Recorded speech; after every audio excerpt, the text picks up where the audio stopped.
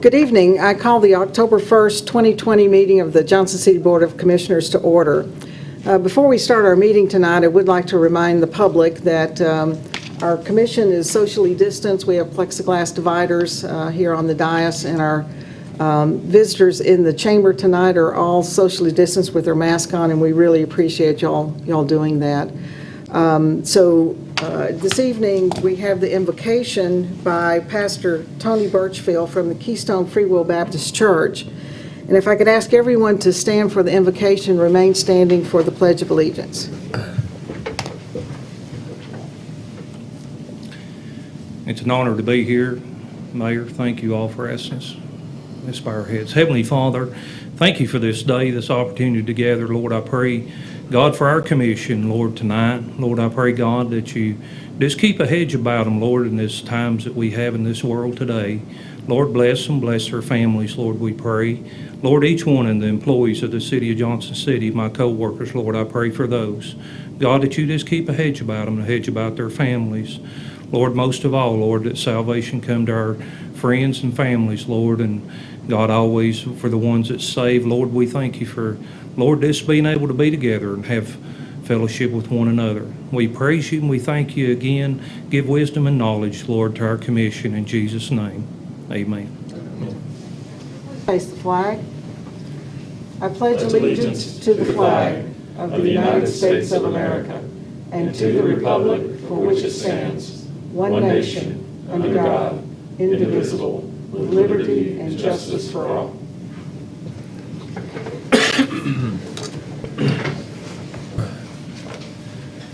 Okay, Mr. Peterson. First order of business is consideration of the minutes of your meeting held on September 17th. Move for approval. There's a motion. Is there a second? Second. Any additional comments on the minutes? All right. Ms. Roberts. Commissioner Calhoun? Yes. Commissioner Fowler? Yes. Commissioner Hunter? Yes. Vice Mayor Wise? Yes. Mayor Brock? Yes. This takes us to proclamations, the first being a proclamation recognizing American Pharmacists Month. We have some esteemed guests with us this evening that bring gifts and greetings, I understand. Come on up.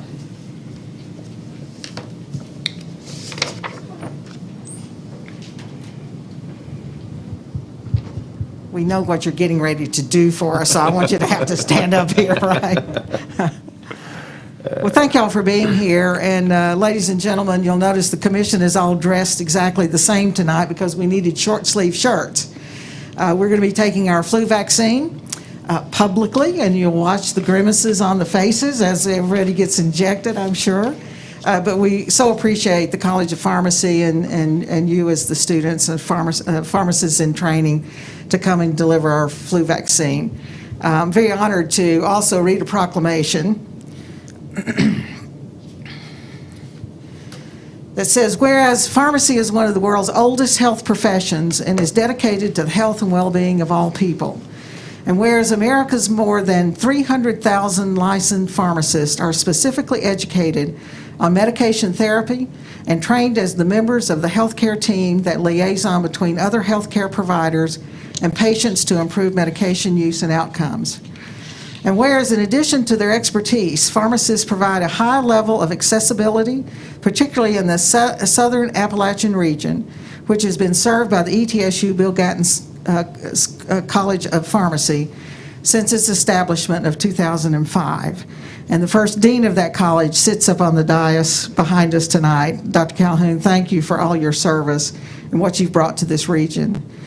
And whereas the American Pharmacists Association has declared October American Pharmacists Month with the theme, Easy to Reach, Ready to Help. Now therefore I, Jenny L. Brock, Mayor of the City of Johnson City, Tennessee, in conjunction with the nationwide observance, do hereby proclaim October 2020 as American Pharmacists Month in Johnson City, Tennessee, and urge all citizens to acknowledge pharmacists for the safe and affordable pharmaceutical care, services, and products that they provide. I'm going to give you this. We'll do the little elbow bump.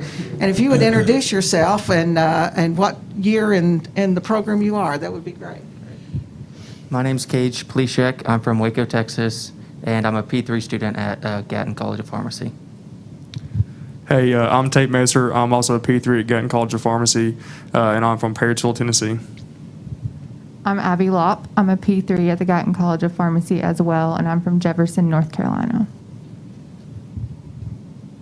Okay, let the games begin. Let's see, Vice Mayor Wise and Commissioner Fowler, if y'all would go down with Abby, right? These are going to be your two. City Manager Peterson and Commissioner Hunter, if you would come down, you're doing, okay. If you would come down with Cage. And the old folks were special, they told us. So Dr. Calhoun and I will be the special victims here.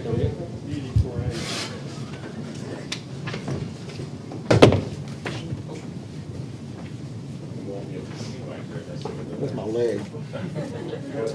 Yeah, that's right.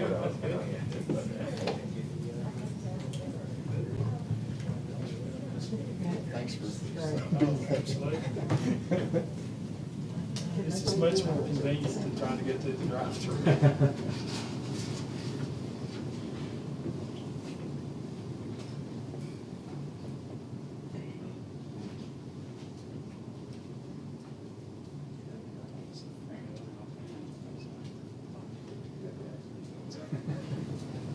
Extra serum over there. The double dose. The double dose.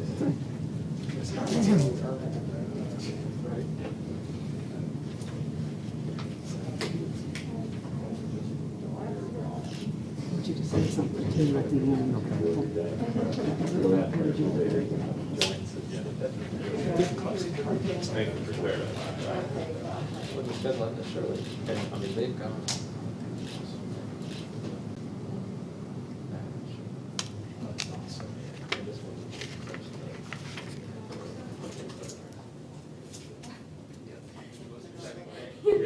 Most exciting thing you've seen today.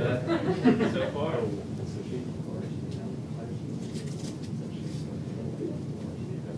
Ready to pass out or anything? Okay. Good luck. Good job.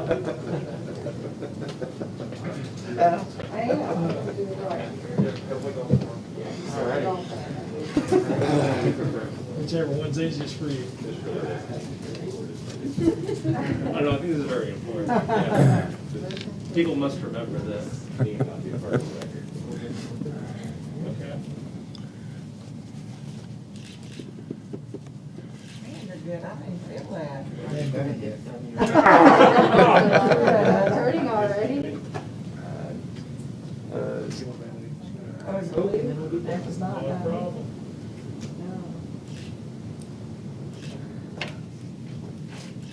All right, other old person. The other old person's in. I swear that really too. I can probably go ahead and get you. There's our sticker. I saw the pharmacist. Nah, you won't be that bad.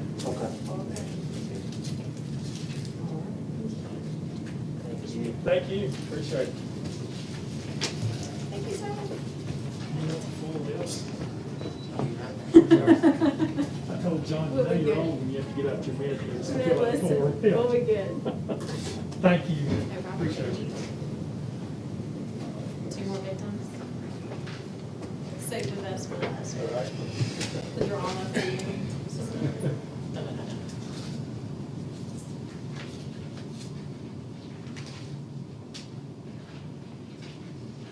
Technically, you're the least senior people on the team.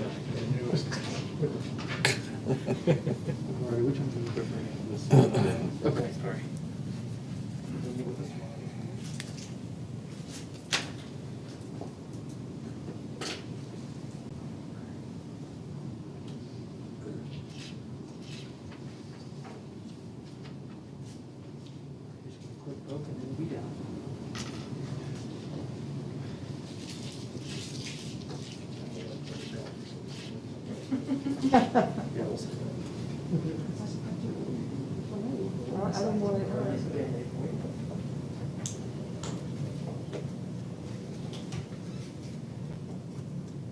Y'all did sleep in Holiday Inn Express last night, didn't you? Yeah, you did. Thank you. They didn't sleep last night, they were studying. It's fine.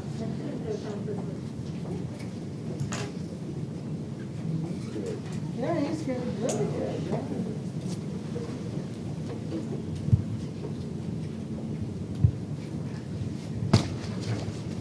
I didn't bleed, Larry. I have no blood.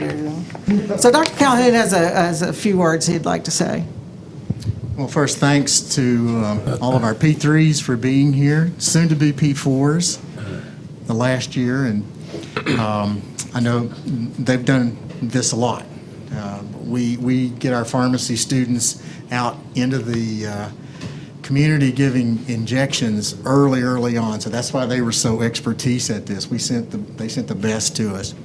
I just want to say a couple of things about the importance of getting a flu shot and immunizations right now. Probably more important than it's ever been, and making sure that we protect our community, ourselves, with the flu season that's upcoming. It's important for a lot of reasons. One, it's important for high-risk individuals such as the elderly population here, and then also it's important for the pediatric population here. And then it's important for everyone else, to get a flu shot. And there's a lot of reasons to make sure our children, ladies who are pregnant, get this injection, just to cover the entire community, and that's really critical. It's important to do this in September and October, if at all possible, because the earlier you do that, it takes a couple of weeks to develop the antibodies. Am I accurate there, Dr. Calhoun, and Dr. Highsmith, excuse me? I want to make sure I check that with a real faculty member. Get your flu shot early and get your protection early. And we really appreciate the Gatton College of Pharmacy coming and taking care of us today. And do like your city commissioners, make sure you're covered. The COVID going on now. Absolutely, and it's as important, more important now than ever with what's going on with the pandemic, and making sure that we take care of the flu that we know is going to occur, because we know that we're coming into the winter season, and we want to make sure that we stop the flu that we can take care of right now as quickly as we possibly can. Thank you, Dr. Calhoun. Our next proclamation is very exciting, and Ms. Buda, if you would come on up, and Ms. Compton, would you come on up, and Mr. Dykes, I'm going to put you on the spot. No, you come on up. As a user, yeah. Anybody else here? Okay. Yeah. Yeah, come on up, ETSU, yeah. And I got my shot today. There you go. Okay. Just to let you know. So this is really exciting because it is National Drive Electric Vehicle Week.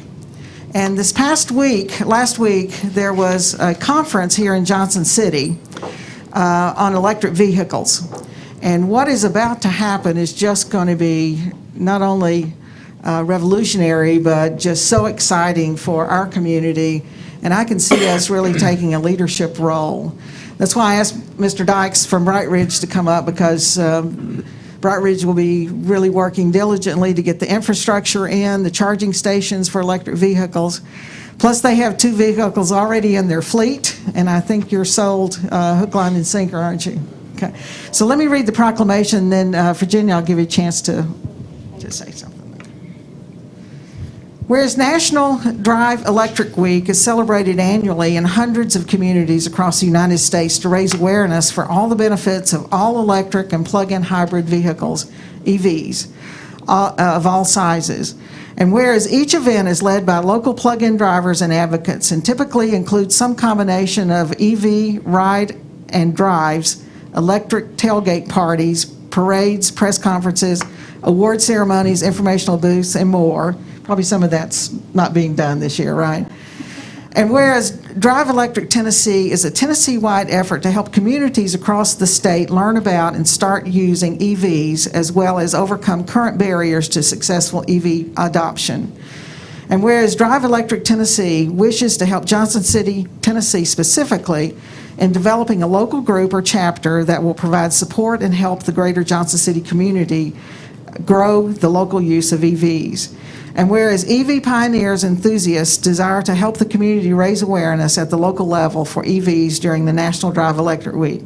Now therefore, I, Jenny L. Brock, Mayor of the City of Johnson City, do hereby proclaim, in accordance with the annual National Drive Electric Week, that the 9-day period of September 26th through October the 4th is National Drive Electric Week in Johnson City, Tennessee, in an effort to help our citizens understand the importance of electric vehicles and how their quickly emerging technology directly impacts the economy and supports domestic energy suppliers while benefiting our health and environment. So really proud to read this one. So Virginia, introduce yourself and what you do. Hi, I'm Virginia Salazar Buda, and I'm with Drive Electric Tennessee. We are a statewide initiative that is managed under East Tennessee Clean Fuels, based out of Knoxville, Tennessee. And some of the people that were at this leadership conference are here today with several others that were not able to make it. And I'd like everyone here to be able to introduce themselves, if that's okay, and then I have a couple of other words. Dave Rivnak, 10 years of plugging in, more than 145,000 gas-free miles. Chase Milner with the First Tennessee Development District, and while I'm a Johnson City citizen, really my focus is working with all these partners to expand electric vehicle infrastructure throughout the region of the First Tennessee Rural Planning Organization area, 8-county rural areas, so looking at also outside counties too. Sam Ford with Bright Ridge. I'm a project manager, and our goal is to really be able to get the infrastructure out there, to be able to show that it is in place and it's something that is viable. Good evening. My name is Jan Compton. I'm the Regional Director for the Tennessee Department of Environment and Conservation. And I'm here, just because our governor, my commissioner also are in very much support of electric vehicles and anything that we can do to improve the environment. Governor Lee and Commissioner Sayers are in support of both of those, all these initiatives. But we've seen cleaner air and we've seen improvements, but we want to keep that going. So we're here to support our local cities, counties, and partners in any way we can. And I'm Jeff Dykes with Bright Ridge. I really wasn't planning on being up here. But again, I just want to challenge everybody to really look at if you've looked at the EV market nowadays and the vehicles, they're amazing. They're extremely fast, which is great for me. But if you ever have any questions on the EV charging or anything that you want to ask Bright Ridge about, I would say call out to Bright Ridge, ask for Sam Ford, and he can tell you anything about the vehicles or the charging stations. So, Mr. Dykes, if you would also, the companion to EV is the Bright Ridge commitment to renewable energy sources, and so we are working on our second solar community to be installed here in the next year. We are. It's exciting with the charging stations we're getting in. We have 2 more that actually will be going in at our facility within the next month. And then we hope to get started this coming spring for the next phase of a 9-megawatt solar farm with an additional 14 megawatts that we hope to install after that. So it's an exciting time at Bright Ridge. Again, I will compliment the folks that work at Bright Ridge. We've got some great people like Sam that are doing a lot of things. So if you ever get a chance to come out and visit us and chat with some of these folks, you'll learn a lot about the future of where we want to be as Bright Ridge and what we want to see our community look like. So.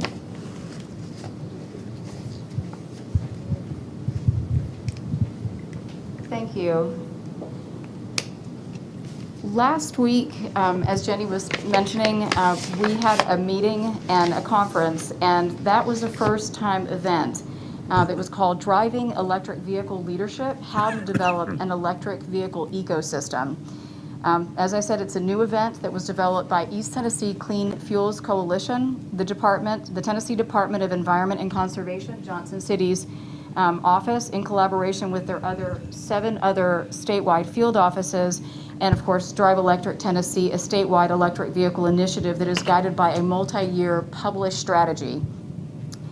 Drive Electric Tennessee is supported by Tennessee Clean Fuels, the Tennessee Valley Authority, the Tennessee Department of Environment and Conservation, the Office of Energy Programs in Nashville, Knoxville Utility Board, EPB Chattanooga, 7 States Power Corporation, University of Tennessee's Tickle College of Engineering Institute for a Secure and Sustainable Environment.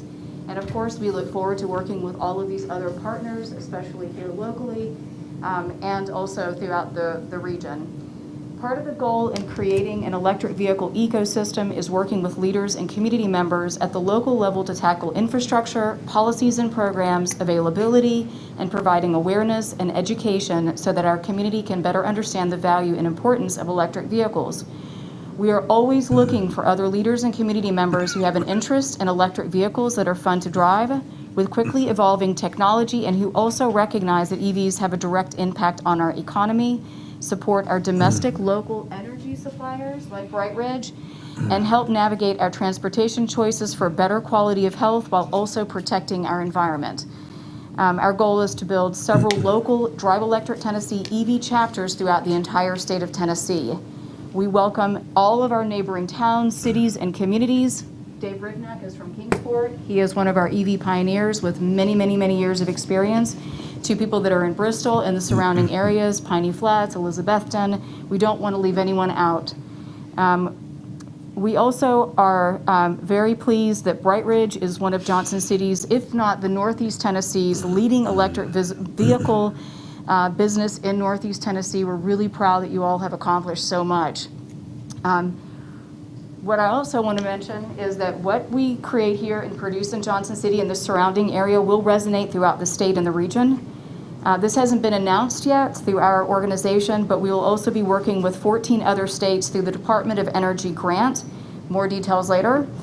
So what we do here today will help inform those other entities who advocate for electric vehicles. It's a really proud moment for all of us in the state of Tennessee. So thank you for letting us be here. Jenny, Mayor Brock, thank you for being at that meeting and supporting this initiative and opening the door to this proclamation. I really appreciate that. And we look forward to working with all of our local and regional leaders. Thank you. Well, I will say one of the presentations last week was from General Motors, and everybody's going to be blown away when you see what GM is getting ready to release to the market over the next, next month is going to be, a Cadillac, right? SUV Cadillac that is just amazing. So it's really great. And then, Mr. Peterson, I think you're looking at a couple of vehicles to put in our fleet to test.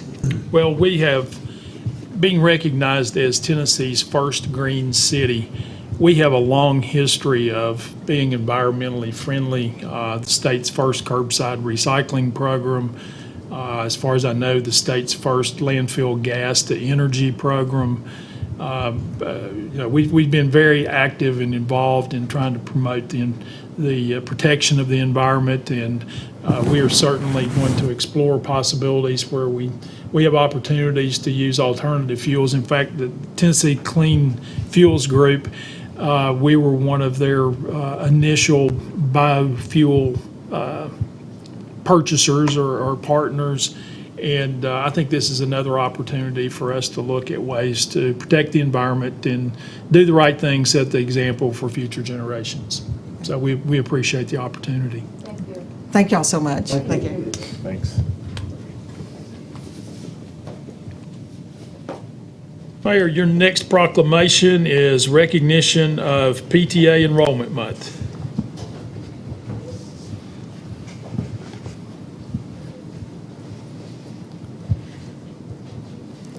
Thank you so much for coming over. Every year, the PTA comes over to the commission, and we read a proclamation to get people interested in joining the PTA and then getting a refresher on the importance of the PTA in our school system. Whereas the objective of the Parent-Teacher Association is to promote the welfare of children and youth in the home, schools, community, and place of worship. And whereas the PTA's goals are to raise the standard of home life, to secure adequate laws for the care and protection of children and youth, and to bring into closer relationship the home and school. And whereas parents and teachers may work together to ensure quality education and to develop between educators and the general public an awareness of the need for citizens' involvement to secure the highest advantages in every area of education for all children. And whereas the association encourages all citizens, regardless of whether or not they have children, to enroll in the PTA so that they will have the opportunity to speak on behalf of the children in our community. Now, therefore, I, Jenny L. Brock, Mayor of the City of Johnson City, do hereby proclaim October 2020 as PTA Membership Enrollment Emphasis Month in Johnson City, Tennessee, and urge citizens to join the Parent-Teacher Association and get involved in meeting the educational, social, economic needs of each child so they may become citizens with quality education, positive self-esteem, and good morals. And I imagine more than ever, with the way our school system has had to operate this year, PTA is so important. So if you want to introduce yourself and put your pitch in for membership. Thank you, Mayor Brock. Thank you, Commissioners, for having me. My name is Teresa Shaw. I am currently the treasurer of the Johnson City Council of PTAs. We do have 11 PTAs. We have 11 schools in Johnson City. Every school has a PTA. Every school would love to have your membership in that PTA. It is more important now to be a member, to support the schools, to support the PTAs, because that parent partnership, that community member partnership is really going to help us. We have seen just everything with COVID-19 and the pandemic and the loss of jobs, what our parents are struggling with, what our schools are struggling with. We really could use the support of every community member, whether you have a child in the school or not, whether you are a young adult or an elder adult, and you may have not been in the schools in a while. They would love to have your membership. At the Council of PTAs, we have a challenge membership. We have our PALS program where you can be a member of all of the schools. You can just go on to our Facebook page at Johnson City Council of PTAs. You'll see a membership platform on there where you can sign up to join even just one PTA. Your membership does count regardless of whether you join one or all 11, because we are here for every child with one voice, and we speak volumes when we get together. So thank you for having us, and I will make sure that the email gets sent back out to the commissioners, inviting them to join all of our PTAs again. Thank you, Mayor Brock. Thank you, Teresa. Thank you. Thanks. Your next proclamation is in recognition of Poetry Awareness Day. And our recipient will, I think, have a video for acceptance here. So I'll go ahead and read the proclamation. Whereas Poetry Awareness Day celebrates one of humanity's most treasured forms of cultural and linguistic expression and identity. And whereas poetry is among the oldest forms of literature and aims to express humankind's greatest hopes, fears, loves, and dreams. And whereas the Poetry Society of Tennessee Northeast strives to keep this beloved literary form alive. And whereas this organization is open to all and sponsors contests, readings, workshops, and other activities to help members improve their skills while enhancing the enjoyment of poetry.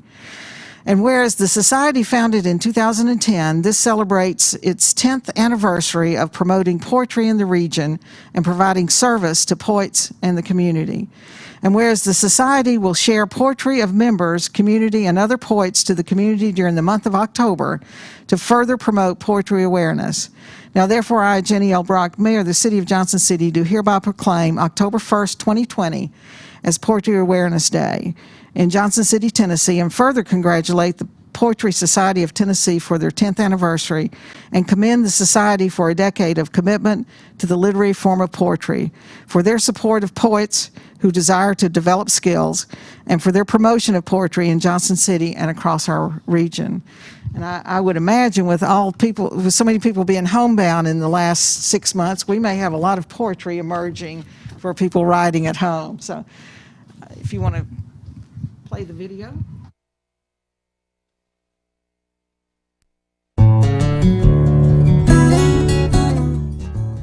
Mayor Brock and Commissioners, as President of the Northeast Chapter of the Poetry Society of Tennessee, and on behalf of the members and friends of our society, we are profoundly honored to receive the proclamation for October the 1st, 2020 as Poetry Awareness Day.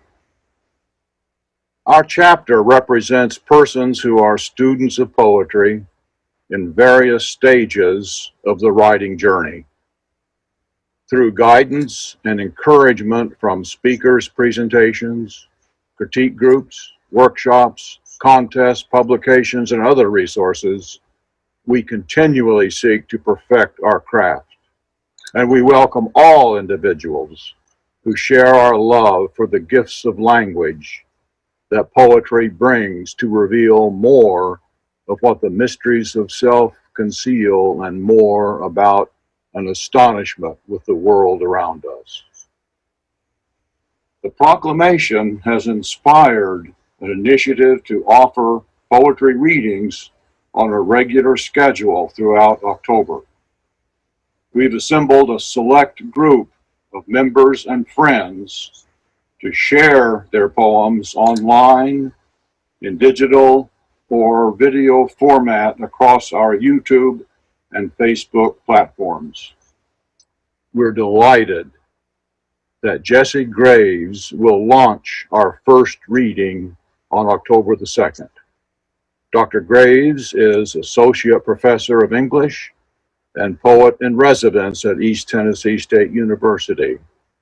He's the author of 5 poetry collections, a recipient of the James Still Award for writing about the Appalachian South, and an educator and a mentor for many of our members.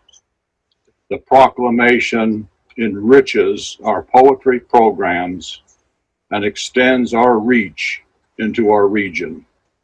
I sincerely thank you for honoring us with this declaration. Calvin Ross, President, Poetry Society of Tennessee, Northeast Chapter. Thank you. That was very, very good. Beautiful inspiration of our region for sure with that picture. Mr. Peterson? At this time, I would like to ask Dr. Kershke and Clay Runnels if they could give us an update on the status of our continued fight with the COVID virus. And gentlemen,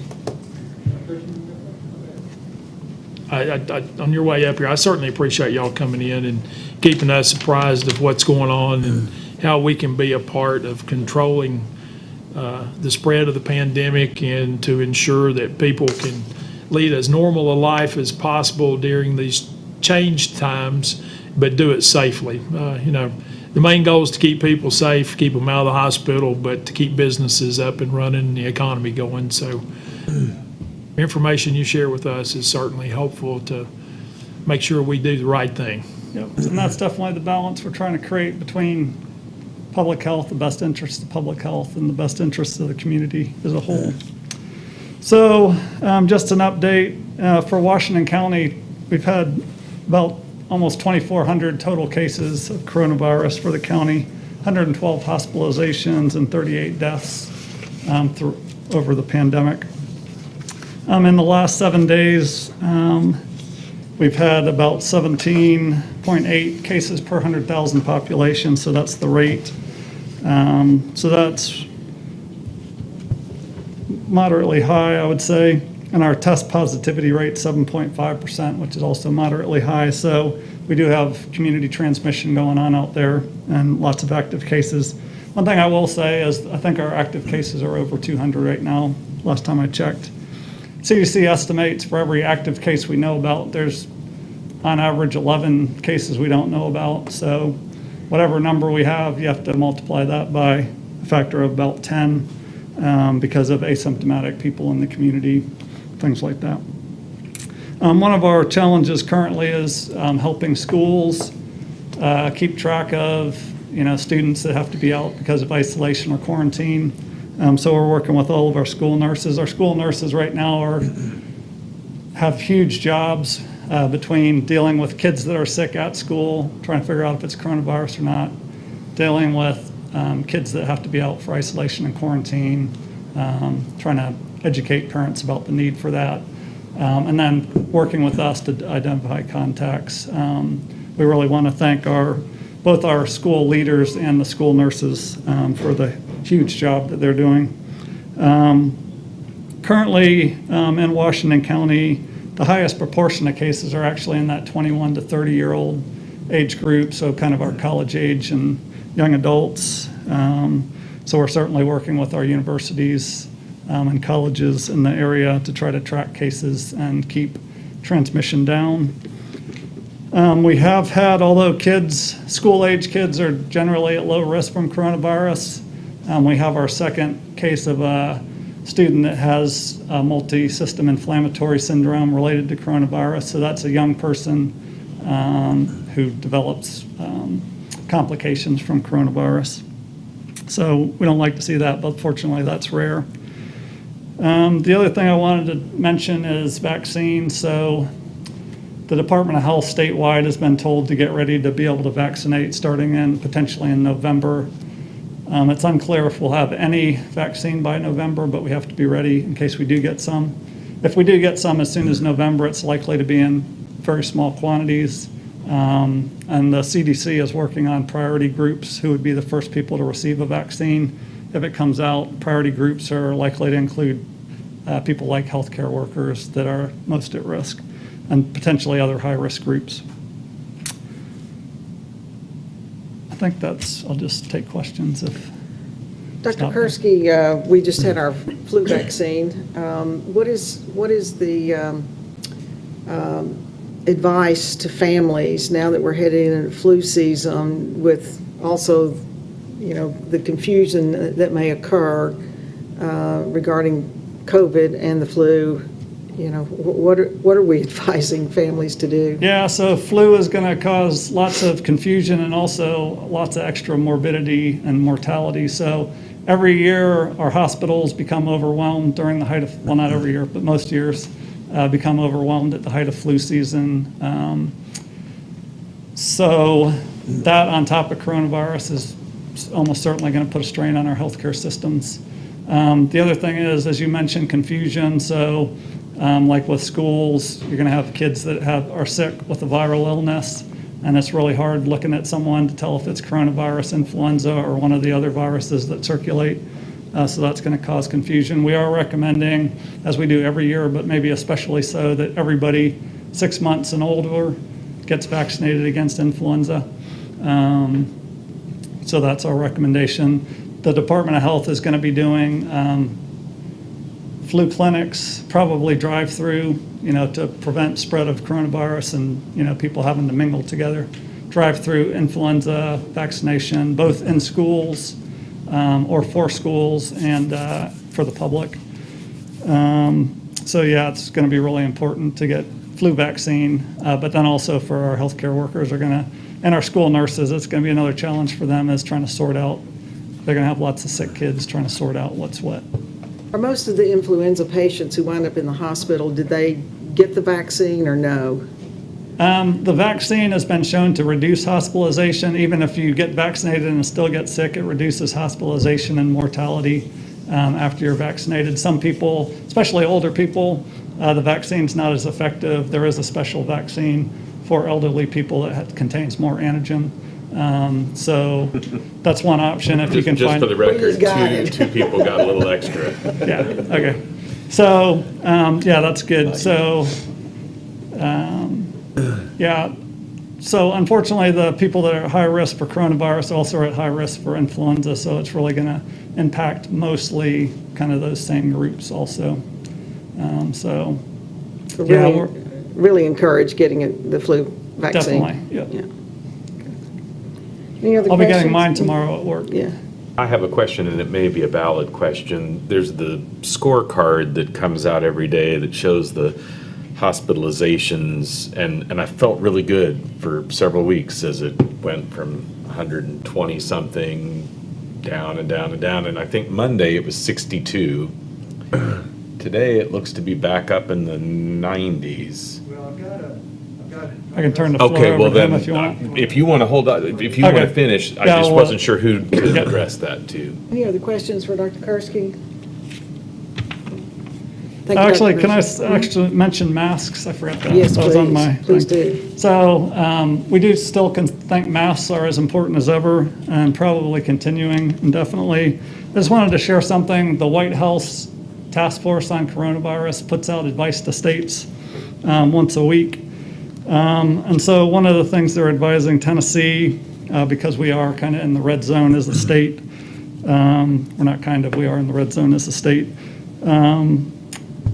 It says ensuring mask utilization statewide will prevent unnecessary transmission and deaths in vulnerable communities. So just as a reminder, and coming from the White House Task Force, that it is important to continue to wear masks, especially to protect those people in our communities that are most high risk for complications and death from coronavirus.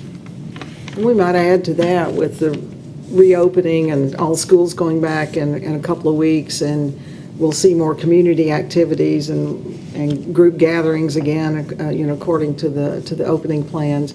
It's more important than ever. It really needs to be a companion to the opening, so we can get on about our business. Yeah, I definitely agree with that, especially with, right now the weather's nice and people are still outside, but eventually it's going to be, people aren't going to want to be outside as much, and so inside, for sure, masks are more important.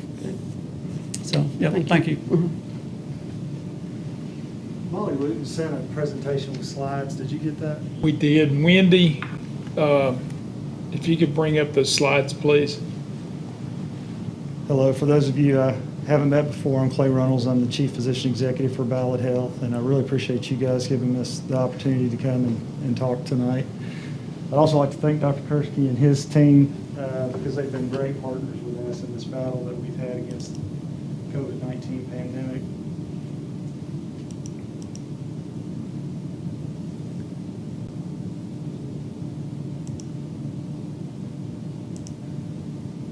How do I advance? I imagine just with a click. Okay, just click. Thanks, JT. Yes, sir. There's a scorecard you were talking about. And so this is our Ballad Health scorecard. And we started doing this a couple of months ago. And we found it to be a very useful tool for communicating to the public and to a variety of entities, including our governmental entities. It gives you both a current and an overall view of where we are with the number of infections. You can see since March 1st, 2020, we've had 15,000 or so infections. We've had a positive rate that's been as high as 10 or 11%, and it's currently at 7.9% in the past 7 days. Back to your question, I can jump to that now. We have seen a decline in the total number of infections in the region, and I have a slide to show that in a minute too. What we have seen is a shifting a little bit. As Dr. Kursky said, the most infections are in that age 21 to 30 age range, but we've seen a few percentage points shifting to the older population, 60 to 80 years old, and shifting down into the school-age kids, just a few percentage points. And we think that shift has really caused a few more hospitalizations over the last couple of days, last couple of weeks, and has also led to a sustained death rate that's higher than it was early in the pandemic. So I can talk more about that as we move forward. This is the COVID patients in Ballad Health facilities, and you can see we had that peak back a couple of months ago prior to the mask mandates coming into place. And this data is the last data point is a few days old. That was 9/29. I think this morning we were at 89. It wasn't in the 90s, but it was pretty close. 89 was the number of hospitalized patients today. And then on the bottom you can see the number of PUIs, or persons or patients, some people say, under investigation. And those are folks we suspect may have COVID-19 but are still pending testing that are in the hospital. This is a graph of our new cases again at the top. Again, the 21 county area, new hospitalizations, and the death rate. And as you can see, that death rate has remained fairly high as the total number of infections came down. And part of that is deaths usually lag several weeks behind the infection. So the first thing that happens is a person gets sick and they're tested and they're found to be positive. Then on day about 9 to 11, if they're going to get sick enough to be in the hospital, that's when the hospitalizations occur. So you'll see the hospitalizations either up or down lag 10 days to 2 weeks behind the change in total infections. And then, of course, the deaths occur later than that, sometimes 2 or 3 weeks after hospitalization. And so you see that as a lagging indicator. The other thing that you'll see is, as we'll talk about in the numbers, I have some Washington County numbers here in a minute, we have seen a slight shift in the age group that's being infected. In-house deaths at Ballad Health facilities, we've had a total of 148 in-house deaths. Age range is 44 to 100. and the average age of our deaths has been 76. But as you can see, the vast majority of those deaths have occurred since August. About 86% have occurred in the months of August and September.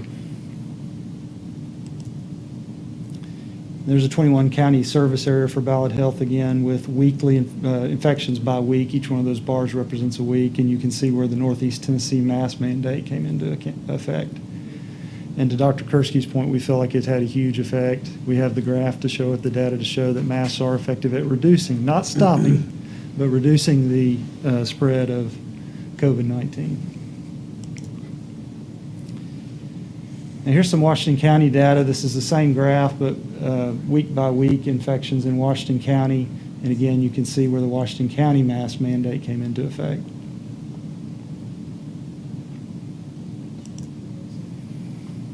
For Washington County, Tennessee, 2,393 cases is what we have, the data that we have. And we've had 38 total COVID deaths within Washington County during the pandemic. That's since March 1st, 2020. And then you can see the past 7 days numbers there. And interestingly, the Washington County positivity rate, and what that is the total percentage of, or the percentage of total tests that come back positive as opposed to negative, is slightly lower than our 21 county service area average. Now here's what I was talking about with the ages.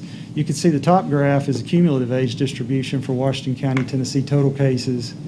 The bottom graph is age distribution in the past 14 days. So you can see overall through the pandemic, age 21 through 30 has stayed the most prevalent age to see COVID-19 positivity. But there is a slight shift upward in the, say, 0 to 20 age, and the 60 to 80 range has seen a slight increase there too, and we think that's probably accounting for some of the data that we're seeing. And there's your COVID-19 Washington County Ballad Health Facilities overview. Measure total number of COVID-19 patients in the Ballad overall category as well.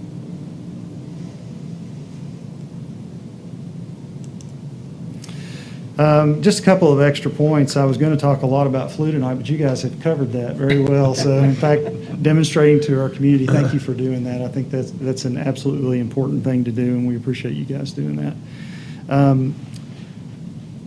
COVID-19 in children is something that Dr. Kursky spoke about a little bit. There's been a lot of confusion around what kind of symptoms children can have. Children can catch COVID. They can spread it among themselves. They can also spread it to vulnerable groups. Most children, in fact, do have mild or no symptoms, but just being asymptomatic does not mean that they can't spread it to more vulnerable groups. There are a few cases where children require hospitalization in the acute care setting, and we have seen some cases, as Dr. Kursky pointed out, of multi-system inflammatory syndrome, or MISC, in children, MISC. MISC causes inflammation in just about any body organ system that you can imagine. Lungs, blood vessels, heart, brain, eyes, kidneys, or digestive systems can become inflamed. And left untreated, it can eventually cause some organ damage. But the good news is that most of these people have a very good prognosis. Most of these children have very good prognosis if they're discovered early and treated promptly. In general, we're asking parents and guardians to keep a close eye on their children during the pandemic, looking specifically for symptoms like fever, abdominal pain, vomiting, diarrhea, neck pain, rash, bloodshot eyes, or fatigue. And as always, it's crucial to continue to wear your mask and teach your children the importance of wearing masks as well. Just a couple of items about the flu. We are requiring all Ballad Health team members to have their flu shots in the month of October. We started immunizing yesterday, and that will continue through the month of October. And we are encouraging the public to get their flu shot for many of the reasons that have already been discussed tonight. They are safe and effective, and they're available now at your primary care physician. Just a couple of notes about COVID-19 and flu testing. Throughout the pandemic, there has been a need for accurate and accessible COVID-19 testing. Ballad Health has done everything impossible to increase the availability and safety of testing. We were among the first in the state to offer in-house tests, and drive-through screening sites were set up very early on to make it accessible to people and safe for people to come get those COVID-19 tests. Starting actually this week, you'll be able to schedule your COVID-19 testing on our website through the Ballad Health app, as well as calling Nurse Connect, which was the original way. So it should offer multiple tracks and easy accessibility to schedule your COVID-19 testing. Final thing, just as a note, we will be offering a test within the next few weeks that will test simultaneously. It's one test, but it tests simultaneously for flu A, flu B, and COVID-19, so people won't have to have multiple swabs and multiple tests. And that should be available sometime this month. We're hoping to bring that online as quickly as possible, but supply chain has been a little unpredictable, more than normal, so we're not sure the exact date, but we are virtually sure we'll have that available this month. Is that a swab test? Yes, swab test, yes. There's a rapid test that's coming that they're shipping to the state of Tennessee that's like a 15-minute COVID test. Yes. Do you know when that might be getting here? I don't know. I don't know if Dr. Kursky may know the answer to that. Do you want to answer that question? Yeah, so what we were told today is that test is already arriving. It's primarily going to go to educational institutions, the first round, or the first batch that we get. It is a rapid antigen test, so if it's positive, that's helpful. If it's negative, we typically recommend to do a PCR test to back it up to make sure that they're negative. But primarily going to be coming, we haven't heard exactly what the distribution is going to be, but are being told it's primarily going to be for colleges. Dr. Reynolds, I know maybe 6 weeks ago y'all were making announcements that blood donations were down. Mm-hmm. Is that still the case? And are they still doing the antibody test if you go donate? Yes, so blood donations have improved, plasma donations have improved. We still need more blood, we still need more plasma, so contact Marsh if you're willing to donate. With regard to the antibody testing, yes, that's still in place. So if you're a blood donor or willing to be a blood donor, and you're curious if you may have been an asymptomatic COVID-19 infection, we are offering free antibody testing at the time that you donate blood. Maybe that's another thing we can do together. That's right. Okay. Any other questions for Dr. Reynolds? Joe had a question earlier that would have been for, oh, okay. You got it. Did I answer that? I was curious, I appreciate y'all coming to the City Commission to speak to us and as a platform to inform. Since it's the county that actually issues the mask mandate at the local level, I assume y'all also go and speak to them on a regular basis as well? We do. We speak with them regularly. We have conversations every opportunity we have with the counties that in our coverage area. And of course, we're continue to promote the use of masks. Mask mandates are great for reducing the spread of COVID-19 and potentially the flu, but they're only as good as people who are willing to comply with them. And one of the messages that we've been trying to send to people is it's not just protecting yourself. In fact, it protects others. And I know our community, being a part of the community here, that there's a lot of people that care about other people. That's one of the hallmarks and one of the things that I loved about this community when I moved here 20 years ago. So in the conversations I'm having with our community members, I'm reminding them that, even if you don't want to wear a mask, you might be protecting somebody who's vulnerable around you that you don't know is vulnerable. And I think that's a message we want to continue to spread is, hey, serve others, protect others by wearing a mask. And that's a really good point, Commissioner. And I really want to personally thank Mayor Grandy. He was given the authority by the governor. He has consulted with us as he's, made these decisions from month to month. And we're very grateful that he's staying the course on this. I know there were several mayors across the state who withdrew from that, but I think we've got a handle on this, and we can't take our foot off the accelerator right now. We've got to keep going. But thank you so much. And I'd like to thank Joe Grandy as well, because he, to your point, he's reached out to us repeatedly and has worked with us very closely. So thank you to him as well. And then I was just, actually for Pete, the city and the schools have a large number of employees. Is, like Ballad, are we looking at anything with flu shots with city staff? We annually have probably half a dozen flu clinics to where we go out to the different departments and offer flu shots to anybody that wants a flu shot.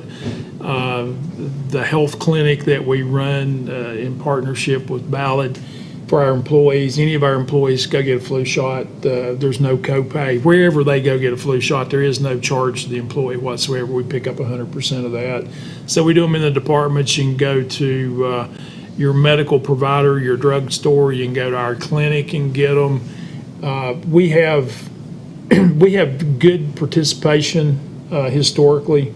We're discussing now how we could incentivize people that may have some hesitancy to get a flu shot to go get a flu shot. I mean, it's really important, and as Dr. Runnels pointed out, the mask and the flu shots protect you, but they also protect everybody else, because if you get it, you're going to take it and give it to everybody that you're around. And a lot of our employees work in close quarters, whether it's riding in a pickup truck together or working in an office space together. And our employees to this point have done a fantastic job of being cognizant of what it takes to be careful, because they realize if you get a work group, one person in a work group gets sick, suddenly the whole work group's out, and it really puts us in a bad position. But I would have a question and a comment for you. The question being, what can we do to be more helpful to the healthcare community in retarding the spread of COVID and flu and everything else? Is there anything else that we can do to be helpful? I think you're doing it. I mean, I was so impressed with the flu vaccine that you guys took in front, and I think things like that are really important. It's really communication, and just continuing to communicate with everybody that you come across in your daily walk, the things that we've talked about, how important masks are, not just, I hear comments frequently, I have emails sent to me that, wearing a mask is not cool, wearing a mask is not manly, it's, you're a coward if you wear a mask. And what I have to respond is, again, this is not about you, it's about our community and protecting our community, and that's what masks are about. So I think just continuing to spread that message, continue to spread the message about the flu, I think is really important, and the best way that you can help us keep the community safe. And if you would carry back to your team members the community's appreciation for all that they've done. This has been an extremely stressful time for a lot of healthcare professionals. And they've done a tremendous job, and thanks to them, we seem to be coming through this in reasonably good shape. So please extend our thanks and appreciation to them. I sure will. Well, thank you for saying that. And the health department. Yes, absolutely. Everybody in healthcare, this has been big. Thank you. Thank you, Dr. Reynolds. Thank you, Dr. Thank you. Kursky. Appreciate you gentlemen coming in. Your next item for consideration is a beer license application for Kickback Jacks of Johnson City, doing business as Kickback Jacks, located at 3026 Hamilton Place. This is for an application for a Class 1 on-premise beer license. The property is appropriately zoned. The appropriate reviews have been made, and the recommendation is for approval. Welcome to our meeting. If you'd state your name and address, please. Thank you, Mayor. My name is Jesse Tate. I am Director of Security for Battleground Restaurant Group here, and we're excited to be a member of the community here in Johnson City. Well, we're glad to have you. Have you read the rules and regulations about the sale of beer in the city of Johnson City? Yes, ma'am, I have. And do you agree to abide by those rules? Absolutely, ma'am. In my prior life, I'm a retired ABC agent from the state of Virginia, so I take it very seriously. Yes, ma'am. Well, we may send some people to you. I appreciate that. Thank you. Commissioners? Move approval. Second, whichever. Did you get that, Sarah? I think so. One or the other, flip a coin. All right, there's a motion and a second. Are there any questions for our applicant? Want to tell us a little bit about it? or- Let's go ahead and vote, and then we'll turn it over to Okay. you and let you tell us about Kickback Jack. So, Ms. Roberts? Calhoun? Yes. Commissioner Fowler? Yes. Commissioner Hunter? Yes. Vice Mayor Wise? Yes. Mayor Brock? Yes. You're on TV. I don't know how many people are watching, but go ahead Well, and fantastic. We tell us are about a- the new place. We are a privately owned, team-oriented family business. This will be our approximately 19th location. We're very blessed to be able to do that. Our hiring center is open. I checked on prior to coming over to the meeting. We do still have a few positions available, but we will continue to take applications on up until we have our opening day. We do anticipate opening up to the public on or about October the 19th. Our training team will be arriving in town shortly, and they will remain on site for, several weeks on to, we get under our feet and get through our learning process and get our team members on board as, how we operate. We are excited about, being here. We do take our sales and service of alcohol service very seriously. We make it mandatory training twice a year for everybody in-house. And also we'll have our assigned agent, Agent Crane, we'll also have her out to conduct some training for us. We want to be a good neighbor within the community, and so that's part of my job, community liaison. So I look forward to doing that, and we look forward to being here, and we're excited to be here in Johnson City. So what is the menu like at Kickback Jack's? Well, it's wings. We have it's a sport themed kind of type restaurant, but we have wings, burgers, Philly cheesesteak. We do have salmon. We have grilled chicken. It's just it's a nice menu that they can execute very well.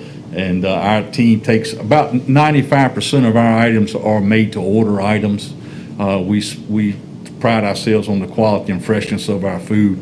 And my next meeting is with our executive chef. He just arrived into town to start that. And I'll make sure I extend that he understands that we'll continue that process here. So it sounds like some people are moving in to work in the restaurant? Yes, ma'am. We have, our leadership team has moved up here, and we'll hire approximately 100 to 110 employees throughout the process here. You've moved here from where? I'm detecting a little bit of an accent. I'm a Virginian, but I love this state too, by the way. But we are housed, our corporate office is in Greensboro, North Carolina. We have 14 locations throughout North Carolina, 4 in Virginia, and we're back here in Tennessee and look forward to growing in Tennessee as we move forward. Very blessed to be in the Well, position. welcome, both the restaurant and your team moving in here. I'll certainly extend that to them. Thank you. I hope that I would love to extend an invitation for you and your council to join us for dinner one night. Do that. Good. Thank you very much. Let us know when. Who do I contact to do that? You can contact Mr. Peterson's office there. I'll do With that city in the manager. coming weeks. Look forward to coming out and watching some ball games with you. Absolutely. There you go. Thank you. Thank you for what so you much, do. and good luck. Thank you. Thank you. Yep. Your next order of business is consideration of a beer license application for Watauga Brewing Company located at 142 West Market Street. This is a Class 5 manufacturing beer license for Watauga Brewing. The site is still under construction. They are nearing completion of all the requirements to get their certificate of occupancy. However, they are not in a position to receive that yet. The recommendation is to go ahead and approve the beer license application conditional upon it would not be issued until all approvals and inspections have been completed and they have their certificate of occupancy. If you would state your name and address, please. Randy McVeigh, Watauga Brewing is located at 142 West Market Street. Okay. And this will be a brewery and a Restaurant and Okay. roof bar. So have you read the rules and regulations about the sale of beer in Johnson City? Yes, ma'am. And do you agree to abide by those rules? Yes, ma'am. Very good, thank you. Move Commissioners? approval. Second. Motion and a second. Any other questions of our applicant? When are you opening? We're hoping, if this passed tonight, to be having our grand opening on October 17th. Okay. So you can get your CO and all that Yeah. done in the There's next 2 weeks. There's not a whole lot left for that, so we just came just short today, so a couple of things came up we didn't anticipate. It's been known to happen. Yeah. All right, Ms. Roberts? Yes. Yes. Commissioner Hunter, Yes. Vice Mayor Wise. Yes. Mayor Brock. Yes. Do you want to tell about Watauga Brewery? Well, we're a hometown group of guys. We were here last month and got our production license. We've been making beer and storing it away, getting ready for our opening. The ground floor is the brewery and brew pub. On the second floor, we have a restaurant, which will feature small plate, large plate, kind of upscale food at affordable prices. And on the roof, we will have a full bar, and the roof and the brew pub will have its own menu of bar bites. So you're going to have one of the best dining room views in town. It's pretty sweet. So for the public who's watching, it kind of sits and looms over King Commons down We have a downtown on the great, corner of Boone and Market Street, right? We have a great sunset view from the roof, too. I bet you do. Yeah. All right, well, we look forward to you being open, and best of luck. Thank you very much. Your next order of business is consideration of the consent agenda. Commissioners, Commissioner Calhoun, anything you would like to pull? No, ma'am. Commissioner Hunter, Come in. Commissioner Fowler, No. and Vice Mayor. Ma'am. Well, and I don't either, so this is going to be pretty quick tonight. Move for approval? Is there a second? Second. All right. Ms. Roberts? Yes. Commissioner Fowler, Yes. Commissioner Hunter, Yes. Vice Mayor Wise. Yes. Mayor Brock. Yes. The next order of business is consideration of ordinance number 4754-20, an ordinance to amend the zoning map of the city of Johnson City, Tennessee, being part of the appendix to ordinance number 1519, entitled an ordinance to adopt a code of laws and ordinances for the city of Johnson City, Tennessee, and to repeal all laws and ordinances in conflict therewith, and amendatory thereof by changing from R5 high-density residential zoning to B4 planned arterial business zoning, portions of certain property with tax map ID 29 parcel 4.02 is ready for your consideration on second reading after public hearing. Manley? Mr. Manley? Good evening, Mr. Manager, Madam Mayor, Commissioners. Good to see you all again. As the city manager introduced, this is a request to rezone a portion of a lot over off Boones Creek from R5 to B4. The entire lot is 1.2 acres, but about a half acre on the rear side of the property is zoned R5, so we have a split zoned piece of property. It is located in the tax incentive district and very close to the newly constructed interchange there. It is in line with our future land use map. It is also in line with the character and the growing commercial corridor along Boones Creek. We did hit all the minimum requirements for zoning code. A neighborhood meeting was held. No real feedback from folks in particular. This one did not require a concept plan, and it was recommended for approval by the Planning Commission, and staff recommends approval tonight. Okay. Before we open the public hearing, are there any other questions to Mr. Manley? Okay.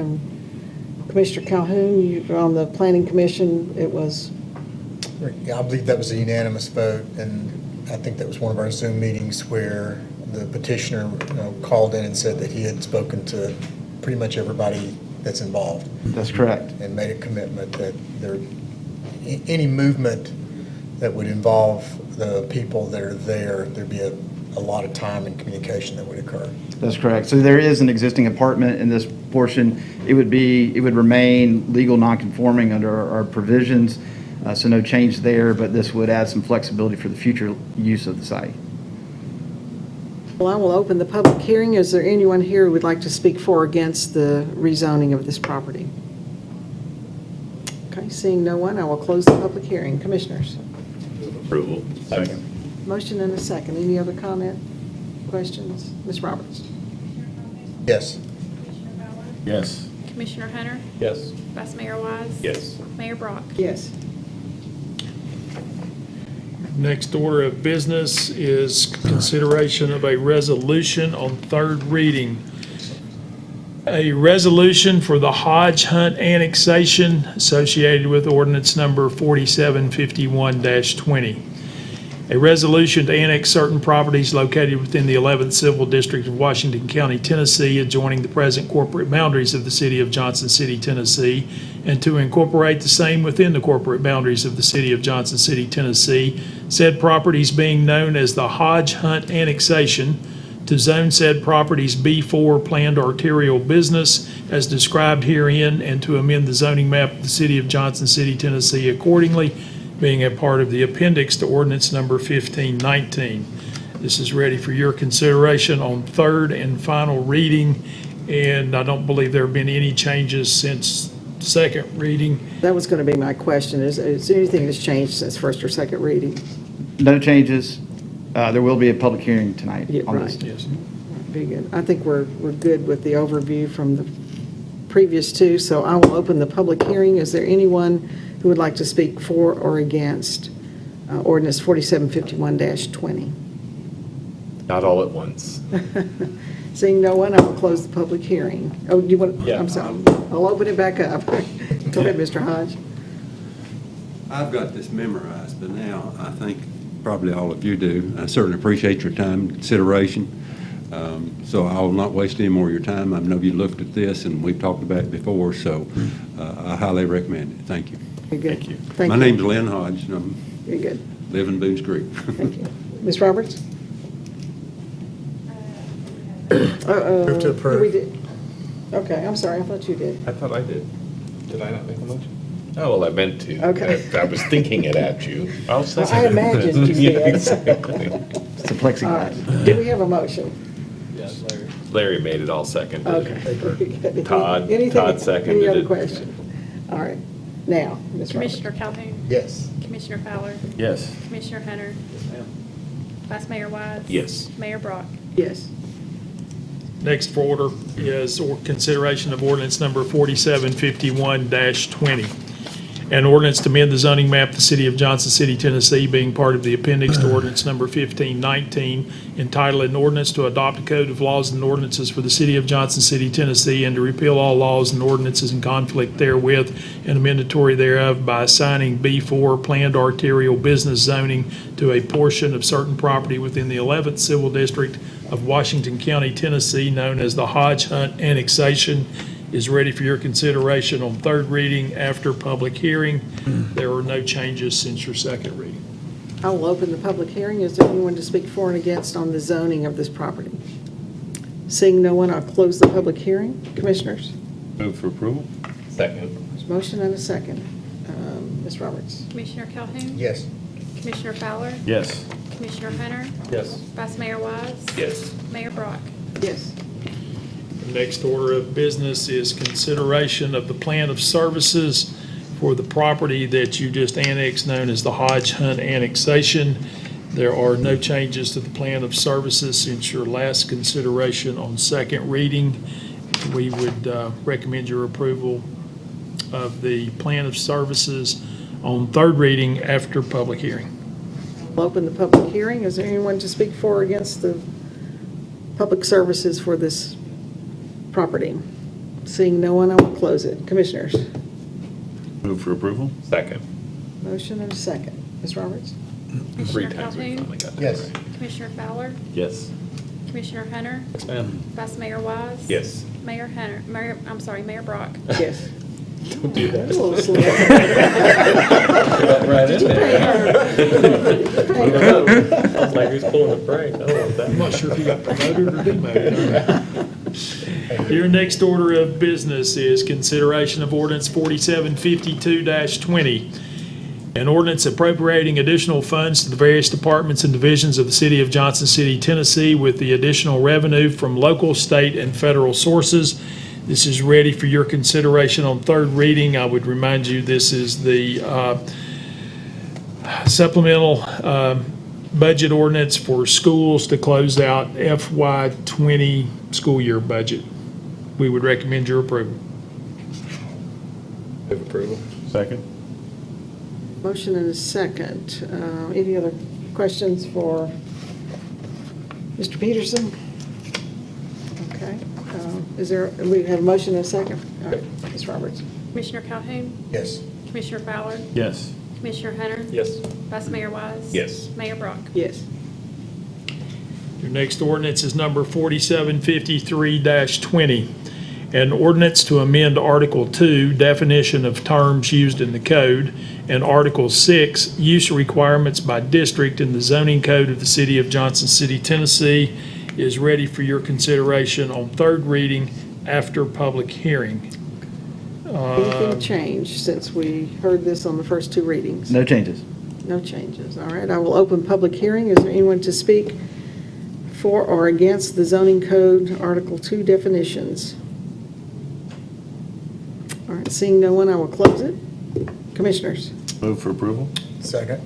Motion and a second. Any other comments, questions? All right, Ms. Roberts? Commissioner Calhoun? Yes. Commissioner Ballard? Yes. Commissioner Hunter? Yes. Vice Mayor Wise? Yes. Mayor Brock? Yes. The next order of business is consider approval to authorizing a false claims action to be filed against Baker's Construction Services. We had covered this the other evening in terms of the need to give authorization to the attorneys to file this false claims action against Baker's Construction, and would recommend your approval for the authorization. Ms. Sandos, if we need to add anything, do you have anything further to add, please, ma'am? Have we heard anything from the attorneys since Monday? I would make a motion to approve. Okay, there's a motion to approve. Is there a We second? may want to answer that in executive session, I'm thinking, wouldn't we?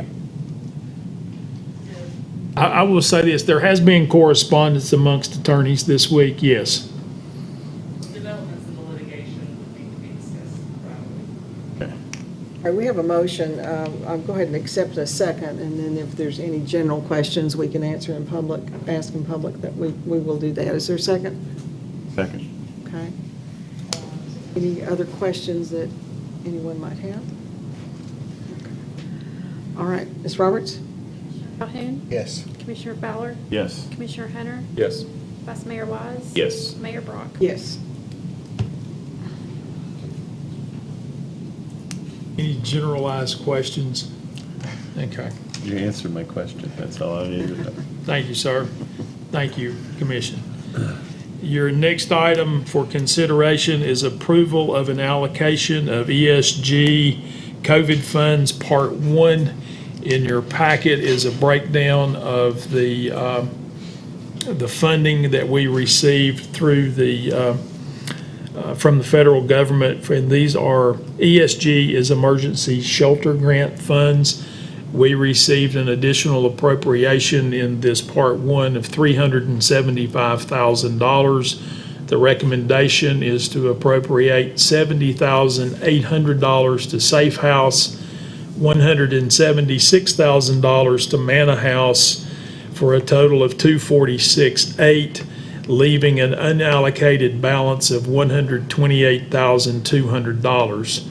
I would point out to you, as Mr. McLean and Mr. Freeman did Monday, these unallocated funds can be carried over to what will be Part 2 and allocated at that point in time.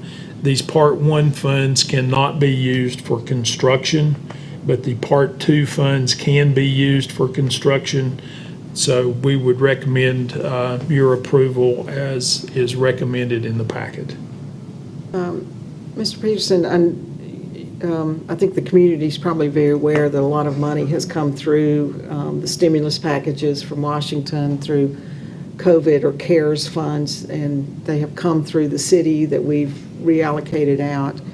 I would really like, in all the different funds that we have awarded to other groups, to somehow get some kind of reporting, just a written report, a year end, to make sure that these funds, so we can see the application of these funds and what's been done. Yes, ma'am. And just quickly, this will equate to almost $750,000 that we have allocated towards low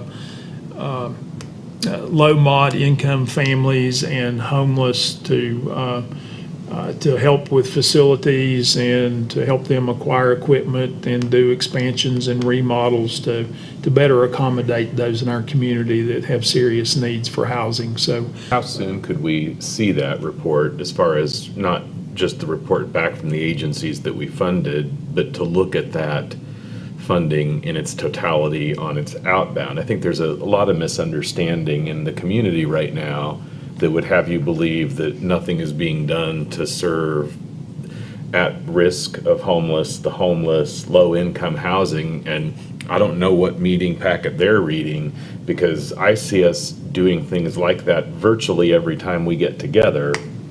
And I think perhaps we just would benefit from all hearing it in one report. can y'all get that together by the middle of the week next week? Okay, but we'll try to get you something middle of the week, end of the week next week. Yes, sir. I think it's really important, and for us as well, to see if this money got in the hands of the nonprofits that really applied it very wisely and how it was used. Some of the things are easier. We know that $100,000 went to Second Harvest Food Bank, which was very, very important, as their numbers have gone up for people who need assistance. But there's some of them that we don't know as much about and how that gets applied. I think it's very important. I mean, we still have accountability because the funds have flowed through us, and I think we need some kind of internal kind of process to make sure that, we understand what's happening with it. And I would remind everybody that not everything that has been put forward to help those in need has been federal dollars. There are sizable amounts of local dollars that also go into those programs. And state dollars as well. Yes. Yeah. All right. And a lot to help small business and, from the different kinds of funds that have come in. Yes, ma'am. All right. Did we vote? Okay. Do we have a motion? No. Okay. Move for approval. Second. Motion and a second. Thank you. I hijacked the conversation. Ms. Roberts? Commissioner Calhoun? Yes. Commissioner Fowler? Yes. Commissioner Hunter? Yes. Vice Mayor Wise? Yes. Mayor Brock? Yes. Your next item on your agenda is discussion and a recommendation on how to move forward with tourism and promotion funding. As you all are well aware, there has been ongoing discussions about a variety of things dealing with economic development, industrial recruiting, entrepreneurship, tourism, small business development, and there's a lot of moving pieces right now in terms of potential regional efforts and realignment of existing entities, and every entity involved does great work and is doing the best that they can offer to move the bar higher and to grow our local economy and to create jobs. So I think it's important that we recognize that fact, that we've got a lot of people out there that are putting forth great effort to stimulate the economy and create jobs. And in fact, during the COVID experience for the last 6 months, I believe I'm correct in saying that there's been over 400 new jobs created in Johnson City alone. It's been pretty amazing, some of the efforts and the planning that have been put into place. But along those lines, there's been quite a bit of conversation about how do we move forward with tourism and outdoor adventure and selling what we have to offer to the outside world, both as to visitors and to potentially get folks to relocate here. Both the Conventions and Visitors Bureau and the Chamber of Commerce are presently at some stage of a strategic planning operation right now.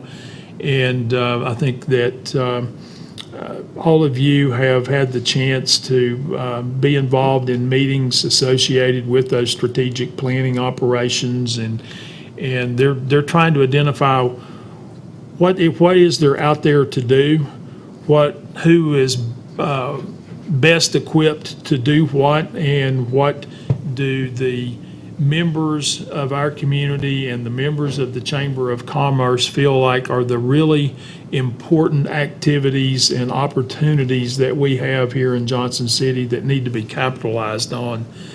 So as part of that strategic planning process, we've gotten into a discussion of how can we best approach tourism development in Johnson City. And both the Chamber of Commerce and the CVB have presented proposals on how they feel their organization can best support economic activity and growth in the community.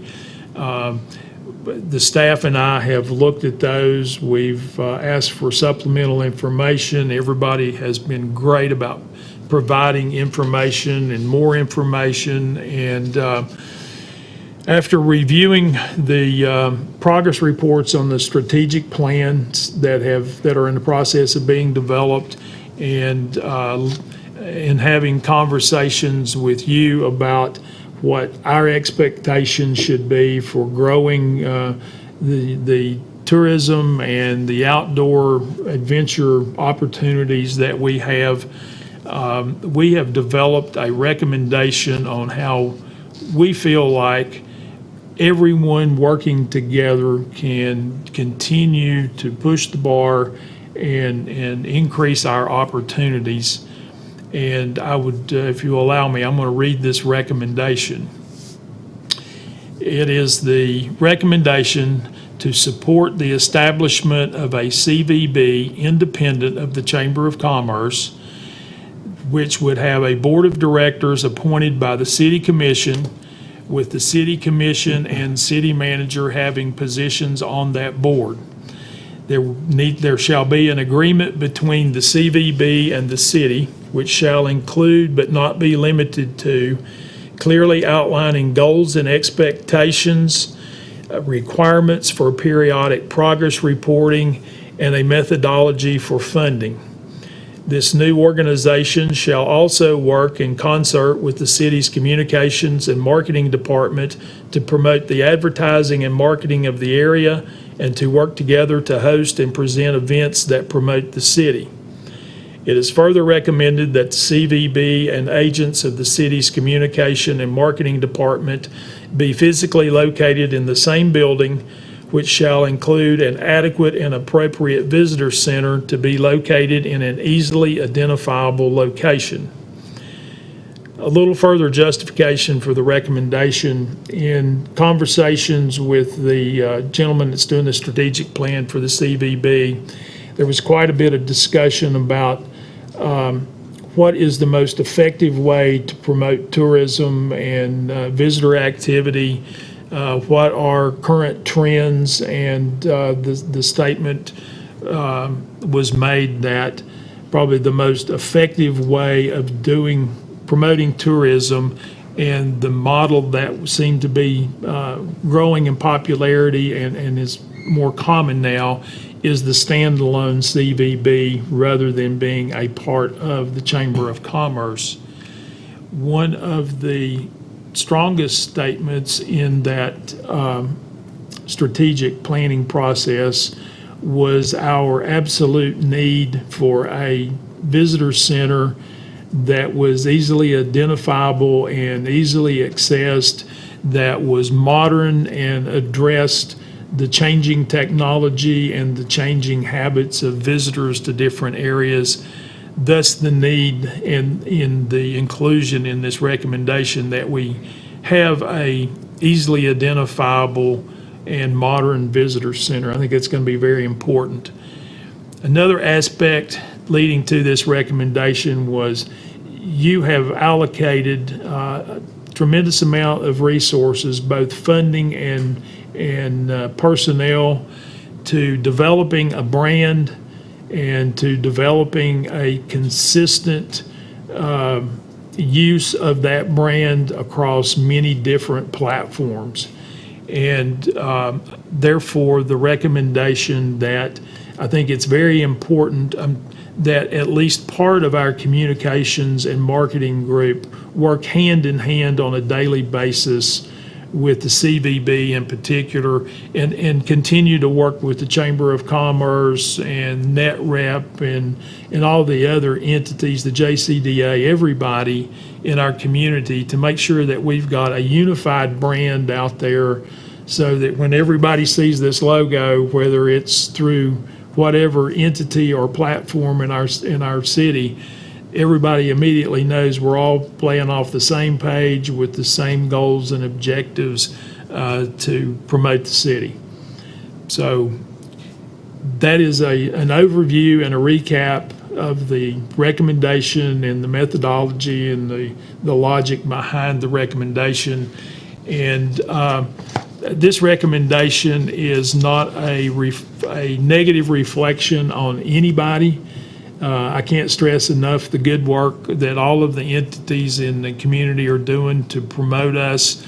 I think we're at we have come to learn through some of this strategic planning process, we're at a point that we can grow and perhaps take a step in a little different direction that would result in an increased awareness of tourism in our community.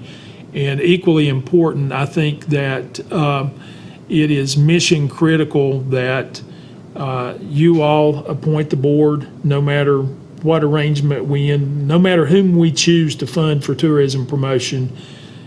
With the amount of money being allocated from the city commission needs to appoint the board. The city commission needs to ensure that they have adequate representation on that board, and the city commission needs to lay out very clearly goals and objectives and the metrics to be used to measure success towards accomplishing those goals and objectives, along with a scheduled reporting back to the city commission. That way we can ensure that what you want to see accomplished is getting accomplished, and that we can stay in concert with the agency chosen to promote tourism. Mr. Peterson, if you could, I should have shot you this question ahead of time, but I know you have so many numbers in your head, you're going to come right up with it. The Convention and Visitors Bureau is primarily funded out of the hotel motel tax. Probably 99.9%, yes, ma'am. And the hotel motel tax is generated by visitors who come here to stay, not just for recreation, but also business visitors who come and stay in the hotels. What is the total revenue to our budget from the hotel motel tax? I'm going to look to Mr. Wilson for some help here. I'm going to say 1.6. 1.6 up to about $2 million a year. Okay. Yes, okay. ma'am. So we have a 7% hotel motel tax. If you stay in a hotel, they add an extra 7% onto your bill. And of that, we fund the CVB. We also use some of those resources. 2% of that 7% goes toward some of the projects like the renovation of Freedom Hall. Almost all of the money generated by the hotel motel tax is reinvested in some form or fashion for tourism and business development. The original hotel motel tax was 5%. We have historically given 2.5 or 1/2 of the 5% to the CVB for operating expenses. Several years ago, and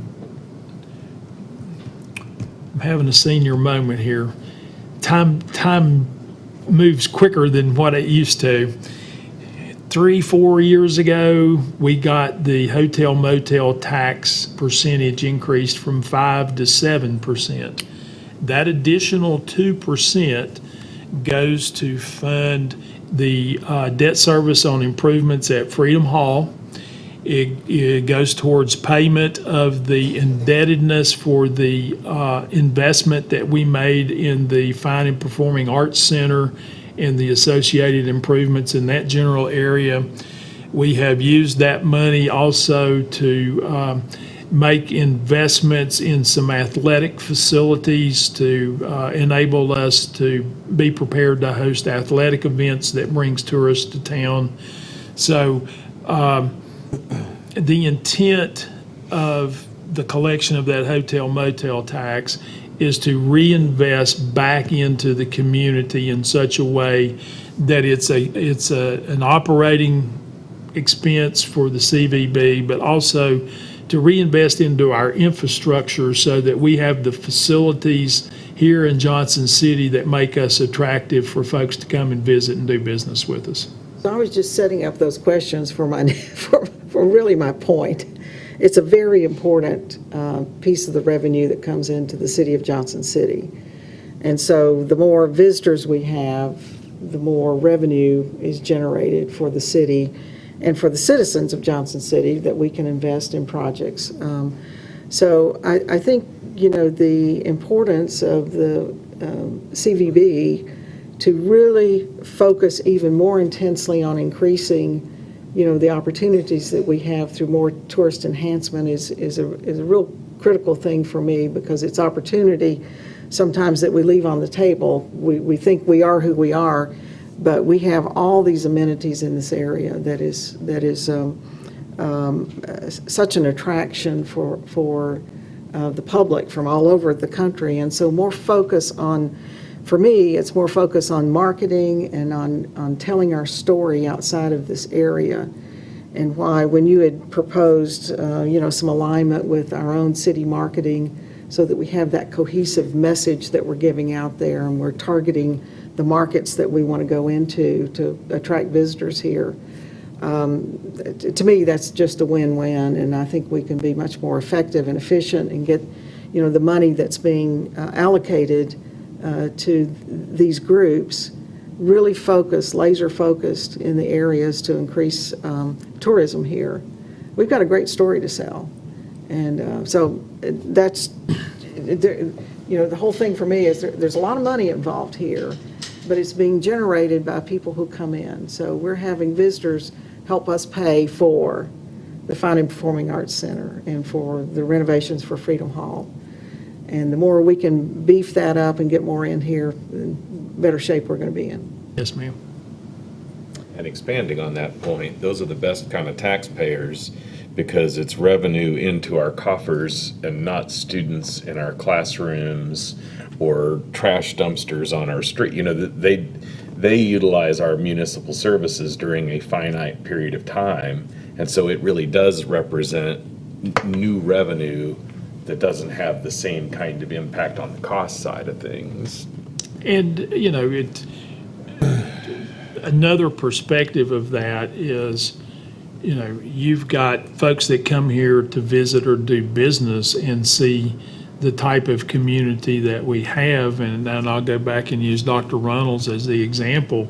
You know, he came here 20 years ago and saw what this area has to offer and decided to stay here. I mean, he didn't have to come here and go to work. So, you know, working hand in hand with, you know, small business development and the entrepreneur network, you know, you've got a lot of dynamics there that play together, and it's essential that we grow and nurture all aspects of economic development. But, you know, I've frequently said tourism is the best investment with the highest return on investment we can make, because God made the big payment. He created all the natural beauty and opportunities that we've got here, and all we really have to do is promote it and let people take advantage of it, share our secret. I think one of the other things that for a long time for me personally is that we just didn't have an adequate visitor center, that when we have guests that come in, that it's you know, really represents who we are. And so I think that's a big part of this, that as we've been looking at this, for me anyway, it was kind of a line in the sand. We have to have a very accessible, attractive visitor center that, I remember when we were celebrating our sesquicentennial, and everybody wanted a lot of the stuff that had been produced for that, but we had no place to put it, to sell it. I mean, we could send them to Jonesboro to the visitor center, maybe sell it down there, but we just don't have anything that really shows off our local kind of crafts and the arts that go on here and really represent who we are, that anybody coming in could see that and go like, this is really a great place, so.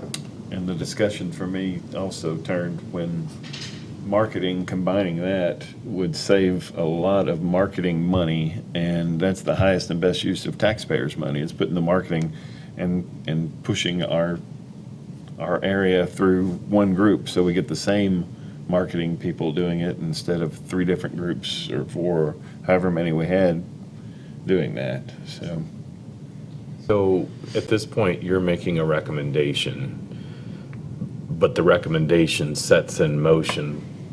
If we followed it, you'd have to create an entity, it would have to have documents, you'd need to reconstitute a board, bylaws, et cetera. What exactly would we be, what action are we taking, if any, now?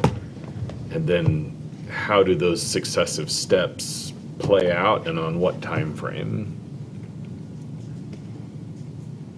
Well, the action step this evening would be to endorse the recommendation, recognizing that that's the model that you would like to use moving forward to promote tourism, and that's how you would invest your tourism promotion dollars going forward.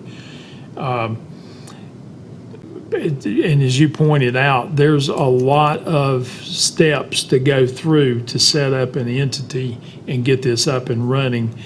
I would suggest to you that that's probably a 6 to 9 month process.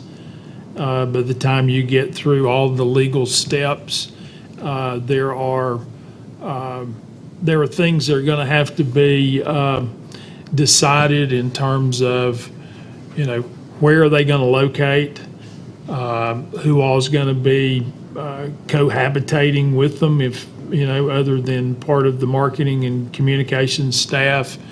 You're going to have to look at materials they have used in terms of, is anything copyrighted or patented, and kind of unwind some of the business activities, because as it is now, the CVB is a council of the Chamber of Commerce. The CVB does not exist today as a legal entity. So you're going to have to look at unwinding what exists and spool up a new entity if you followed this recommendation, if you choose to follow this recommendation as it's laid out. So I think it's going to be a multi-month process, and it's going to involve, unwinding and winding up. It's going to involve determining location. It's going to involve. But can I challenge that a little bit? In the short term, we don't have a CVB that functions as its own entity. It's a component of the chamber. I don't know that this body needs to be kicking tires or looking at vacant office space for the CVB. I guess I would like us to run like someone's chasing us. I don't think 9 months, and what I mean by that is you can get governing documents prepared and recorded in 90 to 120 days, not 6 to 9 months. And the sooner we can do that, the sooner we are out of a kind of a sort of holding pattern where everybody's kind of, well, we can't really do too much yet because we aren't official. And I just want us to get to a place most quickly so that we don't lose a year trying to set up a CVB. Is just my reaction, whatever we do. Well, as you pointed out, we really don't have total control over how this comes together. What you have control over is where the money goes. So if you approve this model, you've identified where you want your money, who you want to spend your money for the tourism purpose, and you would be involved in setting up a board of directors and getting that in place.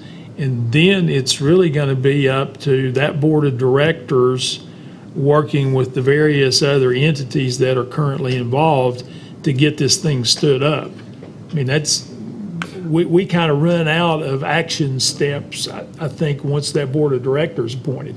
And I guess to that end, I think we take what action, we get a board of directors figured out, governing structure set out, and then task them with the broad vision for CBB, marketing of tourism, and then tell them to run like they're being chased. Don't tell them 6 to 9 months. Tell them, like, how fast can you do it? Well, Joe and Pete, to that, I mean, with this motion, could we not set, in addition to, I mean, if we're affirming this recommendation tonight, we could put a 120-day timeline for the next step, that we want to have the bylaws and the board set up within that 120 days, if that's the... Well, and tangentially to this, Pete, you made the reference about, JCDA and who might work together. JCDA recently came out from the organization of NetRep, and so it's its own standalone entity and in a short-term lease for office space.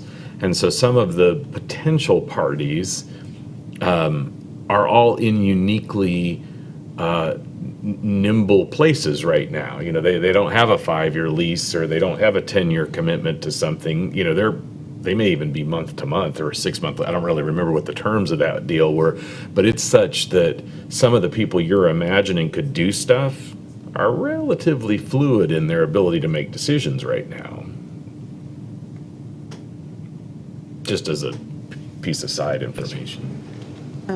I think we really, the CVB and the chamber have been attached for how long? Long time. 40 years, It 45 was, years. a good model.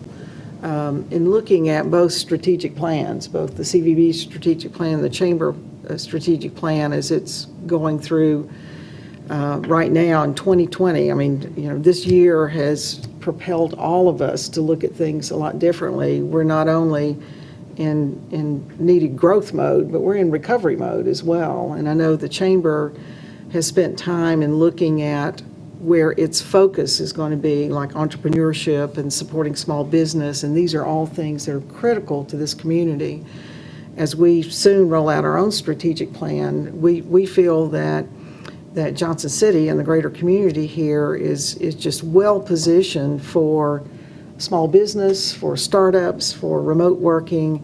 And I know the chamber has stood up and thinks that those are areas where it can really play, and I'm sure even with bringing some of the other economic development activities that go on in our area there's great synergy there. I mean, we need to see a lot of attention in these areas as we sit here and the entry to fall in October. Seeing the small businesses that have closed so far this year. We hate the ones that we've lost downtown, but right now we've lost these. What's going to happen in the next 3 months, in 2020? So what can we start doing to, again, it's, some of this money that's coming in, how do we get money directed to help shore up some of these things? But the main thing is getting customers back into the businesses. And the way to do that, ladies and gentlemen, is just wear one of these and go to places that are safe. So I think the excitement for me too is the chamber really focusing in these new spaces, entrepreneurship that we've been talking about, and working with the groups that are trying to build an ecosystem to support entrepreneurship. I would love for our reputation in this area to be built, that people, in Florida are saying, we need to go to East Tennessee. Man, they really support small business, and they have all the tools in place for us to get started and get a kickstart and can be successful there. From the infrastructure of broadband to just the other kind of amenities and services that a small business needs to be able to get off the ground. So I think focusing on that, and if the chamber can do that and separate from the tourism thing, not to be distracted from that, then they can really have a lot of focus and working with the other groups that do those kind of similar services. So I'm kind of looking for synergies here, and how the, what we can do to help the chamber on that side of the spectrum, and what we're doing with the CVB to focus and to get marketing. We're the worst to tell our story here, and so we really have to get focused on that and do it well, and to go along those lines. So anyway, that's just kind of a lot of the thought processes I've been going through as we've looked at this, and knowing you're stepping forward with And because of recommendations. those lost businesses and the unique pressure of 2020, my suggestion would be to repeat, run like you're being chased. And in the spirit of run like you're being chased, it's time to stop talking. It's time to start doing. And so with that, I'd make a motion that we would accept the recommendation, task the parties involved in both the entrepreneurial space with the chamber and in the convention and visitors, but run like you're being chased, because 3 months might be the difference for some of these businesses that are hanging on by a thread. Let's get the visitors here quick. Let's do everything in our power so that we aren't thinking, well, boy, if we could have gotten this thing stood up in April instead of August of 2021, these other things wouldn't have happened. So that's my motion. We have a motion. Is there a second? Second. Okay, there's a second. Any other discussion? Let me make a Yes, sir. comment. I think all of you know I've been very close to the Chamber of Commerce in a lot of different ways. Served as chairman of the board, and currently I have family that's serving on the executive committee of the chamber. And for that reason, I'm going to abstain from voting on this issue. I do want to make a couple of comments, though, and I do agree that the CVB should have independence based on its strategies and the direction that it's going. It needs to have its independence, but in some way benefit from some consolidation and synergies that could help it be successful. And I would have loved to have seen the hybrid model work because of those synergies. But I will say that the staff recommendation on this does address the independence, and it does address the cost sharing and potential cost reductions in working with communications and marketing. One of the things that I had concerns about was the CVB with their budget being a bit aggressive and being successful. And I think the staff recommendation sort of addresses that and helps assure some success. But I will be abstaining from the vote because of those personal attachments, if you will. Thank you. Any other comments? Personally, I appreciate the recommendation and all the work that you and staff have put in, as well as the chamber and the CVB. I know there's been a lot of work put in among all parties.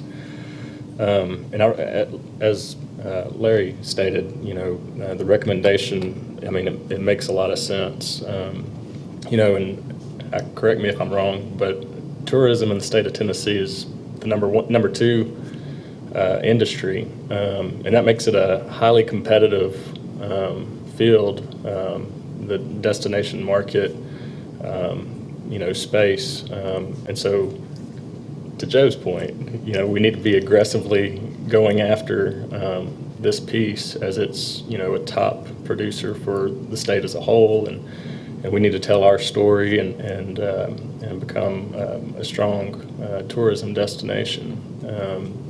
And to the point that you made earlier about the jobs that have been created during COVID, we can attribute a lot of that to the chamber, and this change, I mean, CVB was birthed out of the chamber, and it's been a great model, but things have changed, and it's a lot, during this year, we've all been, kind of forced to look outside the box and look at things differently, and I think that, the CVB, finding different synergies is a great opportunity to really focus instead of, trying to market on tourism and then also trying to work on, relevant agendas and goals and priorities for the business community through the chamber. So to be solely focused on that one mission is a great thing.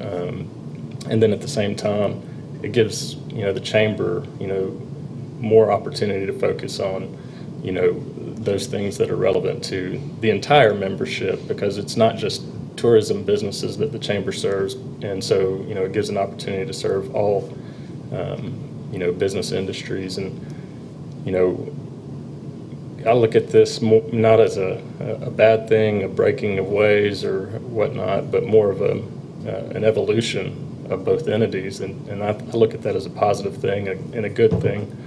And so, I tend to, or I plan to, vote in favor of this. I just want to say one final thing, then we'll vote. A special word of thanks to our hoteliers in town. They have been engaged, involved.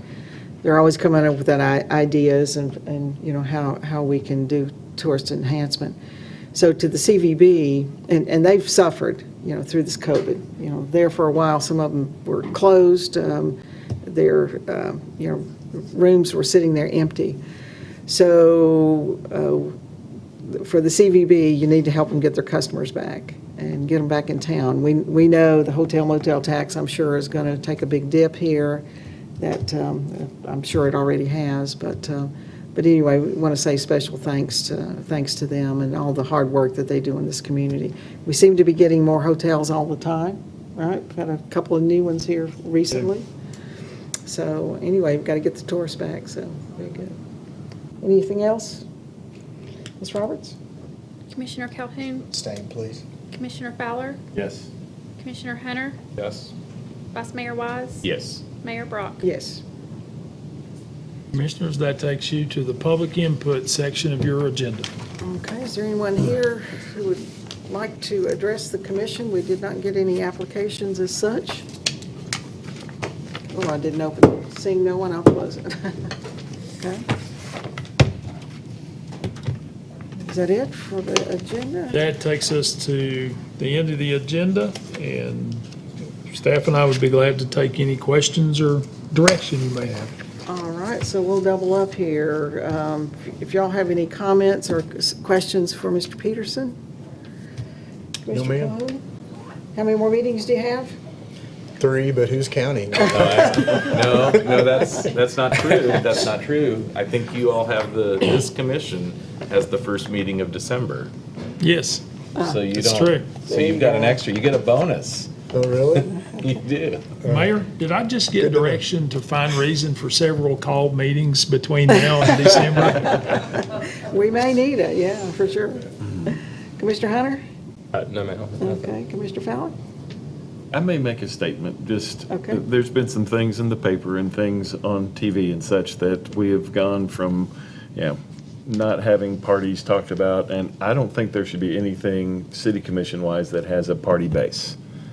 I am on, everybody should know this, but I'm on the state executive committee for the Republican Party, and I am required to go to meetings. I was asked to come to meetings. The Young Republicans meeting, I'm going to an East Tennessee Republican Club meeting soon. I'm going to Federated Women's Republican Club. Those are things I do anyway. And I did go. It was not because I'm a candidate running again for city commission. It's because I do those other things. There have been things said that we're having these Republican meetings to push commissioners running for office. I didn't take it that way. I was going to meet the Young Republicans. They asked me, I did say things. I didn't take any of my election things or anything with me to any meeting. So I have not pushed this to be a commission that's toward one party or another or anything, and I don't think it should be.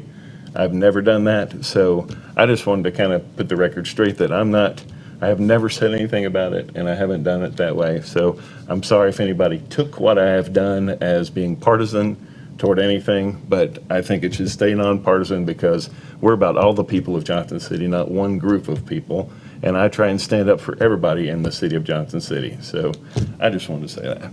Well, Commissioner Fowler, I was asked the question, has any decision that y'all have made on the city commission ever turned political? And I said, never. No, Never. I don't think so either. And, the whole time you've been on the commission, there's never been anything that's been political whatsoever. And that's really kind of the beauty of the city commission. I think we're a very effective, efficient body. And,